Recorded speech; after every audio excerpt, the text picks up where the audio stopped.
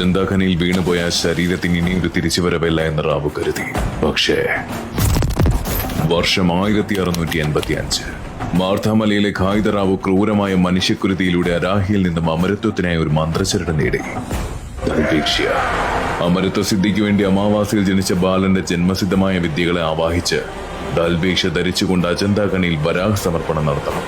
അതോടെ സിദ്ധി നഷ്ടപ്പെട്ട ബാലന്റെ ഓരോ തുള്ളി കണ്ണുനീരിലും 10 നൂറ്റാണ്ട് വീതം ഖായിദറാവുന് ആയുസ് വർദ്ധിക്കും. അഴിച്ചുമാറ്റാൻ അനുവാദമില്ലാത്ത ദൽബേക്ഷ യാഗത്തിനിടയിൽ റാവുവിന്റെ കൈകളിൽ നിന്ന് ഖനിയിൽ അകപ്പെട്ടു പോയപ്പോൾ റാവു ഭയന്നു. റാവുവിന്റെ പ്രാർത്ഥന കേട്ട് മുന്നിൽ പ്രത്യക്ഷനായ അരാഹി പറഞ്ഞു, ഇന്ന് നിനക്ക് സംഭവിച്ച തെറ്റുതിരുത്താൻ നിനക്ക് വരുന്ന 4-ാം ജന്മത്തിൽ കാലം ഒരു അവസരം നൽകും. ഇപ്പോൾ നിനക്കും ആ ബാലനെ അമരത്വം പ്രാപ്തമാക്കുവാനും മനസ്സിലാഗ്രഹിക്കുന്ന എന്തിനും ലോകത്തിലെ ഏറ്റവും മികച്ചത് ലഭിക്കുവാനും ഒരുപോലെ അവകാശമുണ്ട്. കാലം നിങ്ങളെ വീണ്ടും ഇവിടെ ഒരുമിച്ച് കൊണ്ടുവരും. എന്നാൽ അക്ഷയമായ ദൽബേക്ഷയിൽ ആദ്യം പതിയുന്ന കൈ ആരുടെയാണോ അവരുടെ ആഗ്രഹങ്ങൾ മാത്രമേ നിറവേറുകയുള്ളൂ.